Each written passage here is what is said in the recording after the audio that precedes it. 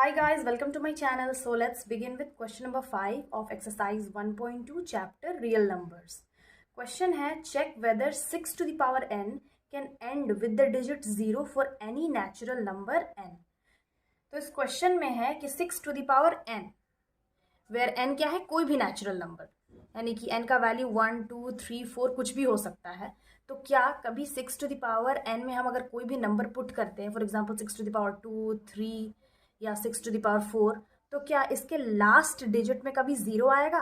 तो यही चीज क्वेश्चन में पूछा गया है। तो अगर हम 6 to the power 2 करते हैं, दैट इज 6 into 6, तो क्या होता है 36 होता है।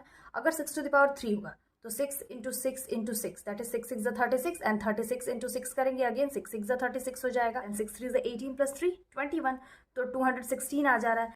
लास्ट डिजिट क्या है, 6 ही है। दैट मीन्स अगर 6 का पावर चाहे कोई भी नेचुरल नंबर हो, या 8 हो या फिर 7 हो 9 हो, तो उसका जो लास्ट डिजिट है वो हमेशा 6 से ही एंड होगा, 0 से एंड नहीं होगा। तो क्वेश्चन में है हम लोग को चेक करके बताना है क्या 6 to the power n can end with digit 0। Then हम लोग यहाँ पे क्या कह सकते हैं, no it can never end with 0 for any natural number n। और किसी भी नंबर के लास्ट में 0 आने के लिए क्या ज़रूरी है, फॉर एग्जाम्पल अगर कोई नंबर है 30 और इसका अगर हम प्राइम फैक्टर्स निकालें तो क्या हो सकता है, 2 1 2 2 5 10, अगेन अब ये 2 से नहीं हो सकता है, 3 5 15 एंड 5 1 5, तो इसका प्राइम फैक्टर्स क्या आ गया, 2 इंटू 3 इंटू 5।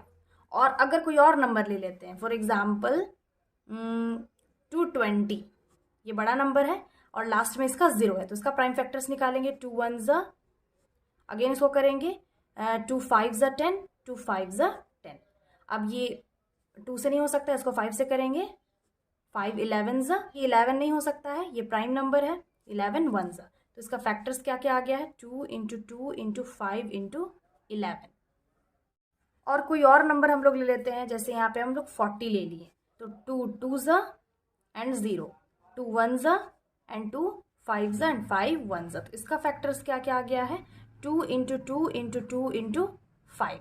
तो यहाँ पे हम लोग क्या देख ले रहे हैं, कोई भी नंबर जो कि 0 से एंड हो रहा है उसके प्राइम फैक्टर्स में 2 और 5 कॉमन है। जैसे यहाँ 30 का प्राइम फैक्टर्स 2 और 5 है, बाकी नंबर भी है बट 2 5 तो कॉमन है।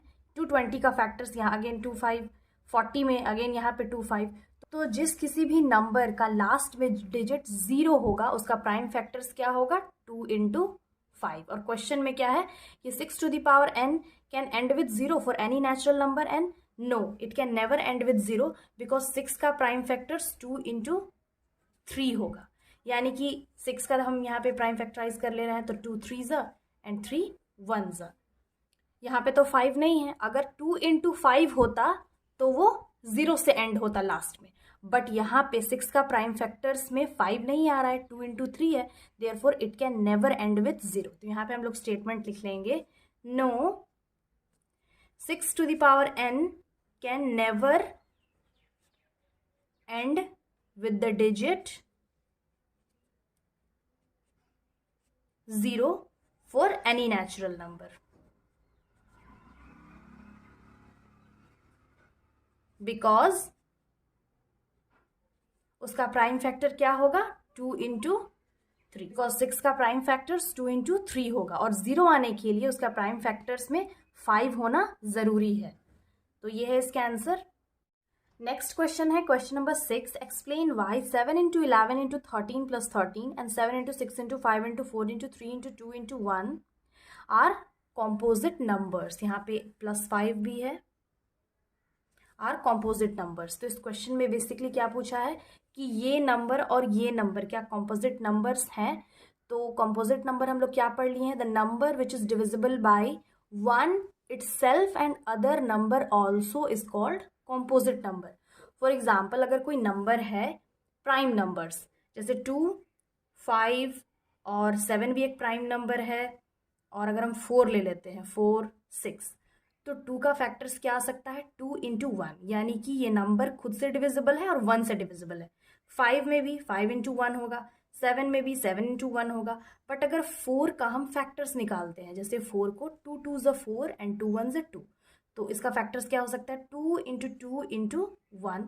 6 में भी अगर हम 6 का फैक्टर्स निकाले तो 2 3 एंड 3 1s, तो 2 इंटू 3 इंटू 1, यानी कि यहाँ प्राइम नंबर्स में सिर्फ 2 फैक्टर्स हैं। यहाँ पे भी 5 का 2 फैक्टर्स, 7 का भी 2 फैक्टर्स। और अगर बाकी प्राइम नंबर्स लें, फॉर एग्जांपल 23 भी एक प्राइम नंबर है, 17 भी एक प्राइम नंबर है, जो कि 1 से और इटसेल्फ से डिविजिबल है, 1 इंटू 17। तो प्राइम नंबर्स में हम क्या देख ले रहे हैं कि उसका फैक्टर सिर्फ 2 नंबर है, बट प्राइम नंबर्स के अलावा जो नंबर है उसका 2 से ज़्यादा फैक्टर है। जैसे 4 का यहाँ पे 2 भी है, 1 भी है और एक और 2 भी है।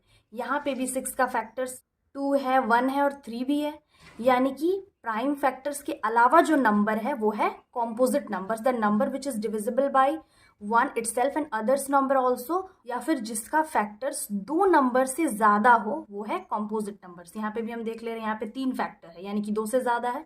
6 में भी 3 फैक्टर है, 2 से ज्यादा है, तो ये दोनों है कॉम्पोजिट नंबर। अब इसको हम लोग सॉल्व कर लेते हैं। फर्स्ट है 7 इंटू 11 इंटू 13 प्लस 13, तो इसको सॉल्व करेंगे। 7 इंटू 11 77 इंटू 13 प्लस 13, तो 77 इंटू 13 करेंगे।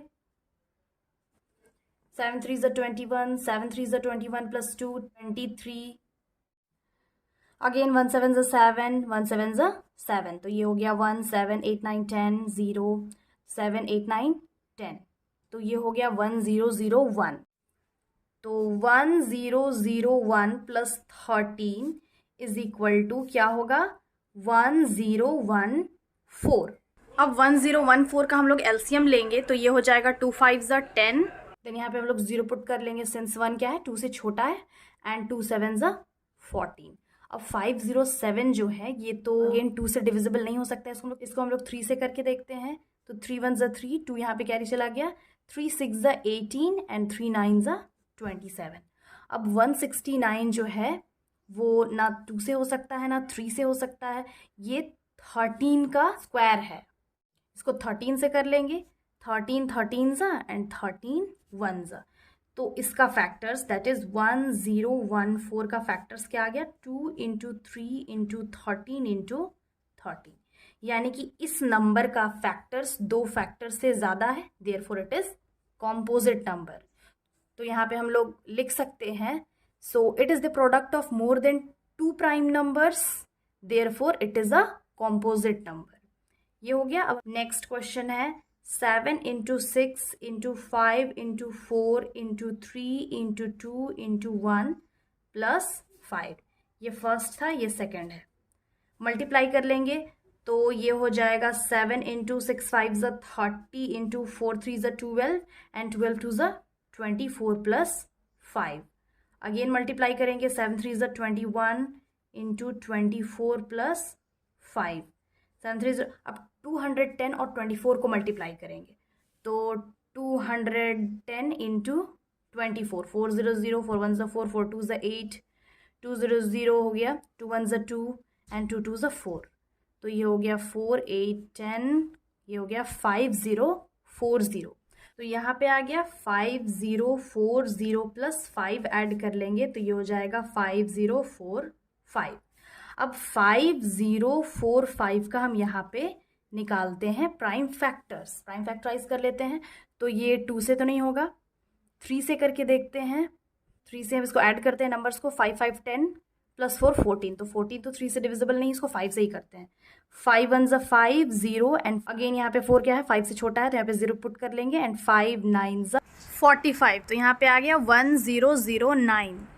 ये जो नंबर है ये तो और किसी नंबर से डिविजिबल नहीं है, तो ये इटसेल्फ से होगा, तो 1 0 0 9 1, तो इसका फैक्टर्स हम लोग क्या लिख सकते हैं, therefore 5 0 4 5 is equal to 5 into 1 0 0 9 into 1, तो इसमें भी क्या 2 फैक्टर से ज़्यादा आ जा रहा है, यानी कि 5 है, ये भी और एक और नंबर है, therefore it is a composite number,